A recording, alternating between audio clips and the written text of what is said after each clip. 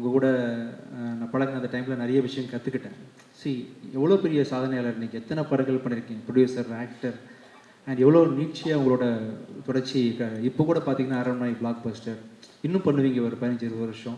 அதுக்கப்புறமும் எவ்வளோ ஹம்பிளாக இருக்கிறீங்க அப்படின்ற பல விஷயங்கள்லேருந்து நான் நிறைய சொல்லாமல் கூட இருந்து கற்றுக்கிட்டேன். அதை இன்னும் நான் அப்ளை பண்ண முடியல நிறைய விஷயங்களில். கமர்ஷியல் படங்கள் எடுக்கணும் அப்படின்ற விஷயத்தில் சீரியஸான படங்கள் தாண்டி கமர்ஷியல் படங்கள் பண்ணுறதுக்கு நான் ட்ரை பண்ணுறேன் ஃப்யூச்சரில்.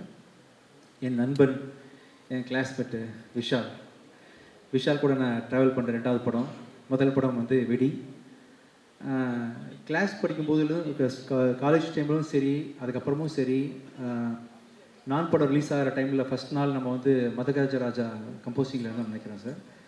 அப்போ கால் பண்ணி, ராஜா எதுவும் பிரச்சனையா, எல்லாம் ஓகேவா, ஏதாவது பண்ணணுமா, வாலண்டியராக.